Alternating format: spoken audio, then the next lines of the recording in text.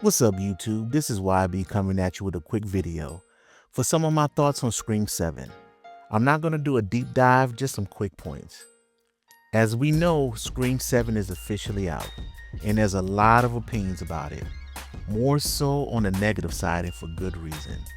If you guys hadn't seen it, I may spoil a little for you, so you may want to skip the video until you've seen it. I seen it a few days ago and been sitting on my thoughts and to see if I feel differently about it. And as I record this video, my feelings have not changed. Now, Scream is probably my favorite horror franchise of all time, but I just didn't fully enjoy the movie. It should have been foolproof.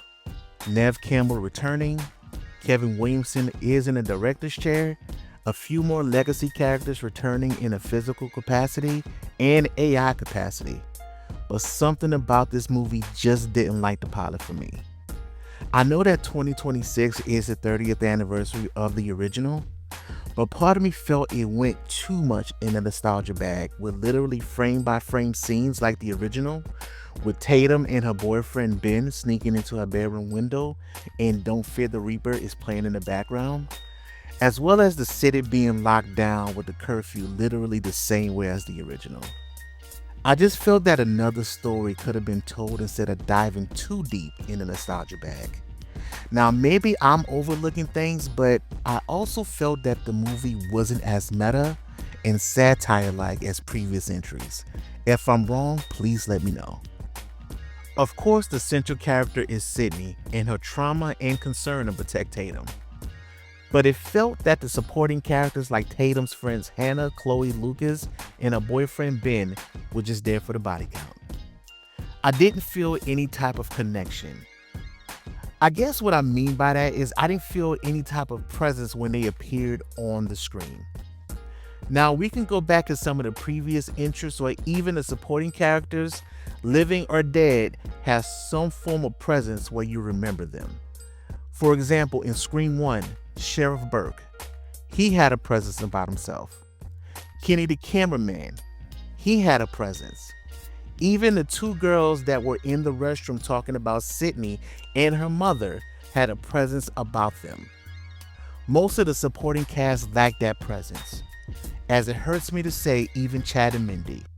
I may be in a minority, but I'm one of those people who love the core four in Scream 5 and 6, but honestly, Chad and Mindy were not needed in this movie.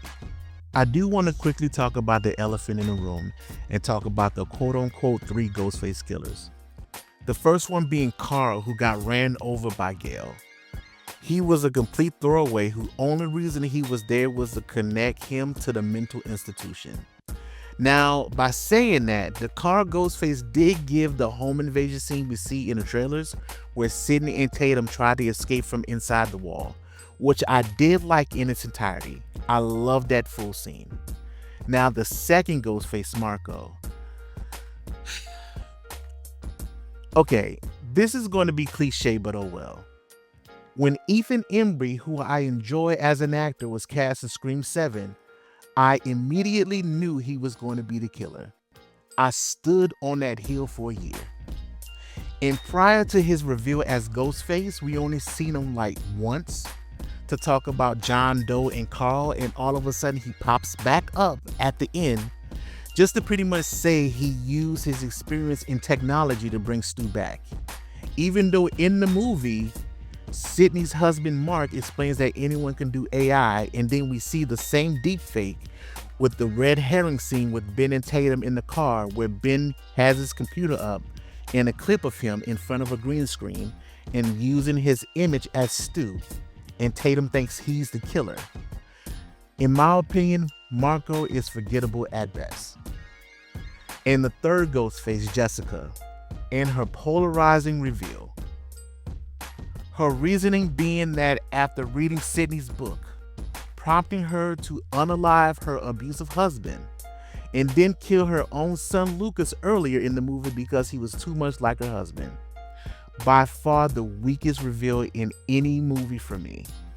The whole third act of the movie was completely off the rails.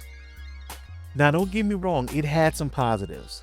I did like the family dynamic between Sidney, Tatum, and Mark.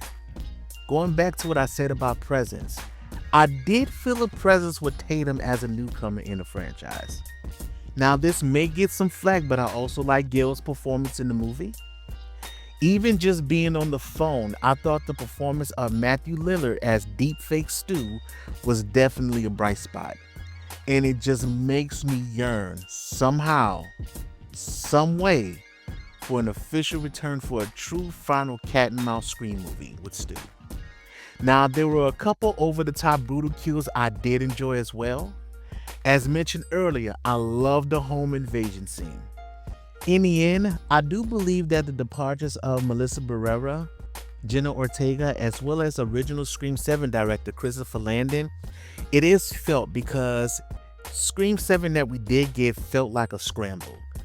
It felt like a pivot in a completely different direction, and was disappointed that we did not get that trilogy with the Carpenter sisters. For me, Scream 5 and 6 did an amazing job introducing new central characters that I honestly cared about and believed, as well as did a passing of the torch thing going from Sidney to Sam and Tara. Now, maybe one day we would get them all back for a final Scream. I did record a Scream tier ranking video prior to Scream 7, but I never uploaded it. So I will go ahead and re-record it with adding Scream 7, and I may also do another video on what I would like to see for Scream 8 if I was writing it. So tell me your thoughts on Scream 7. Did you love it, like it, or hate it? Post your thoughts in the comments below. Help out the channel by liking, subscribing, and hitting that notification bell. Until next time.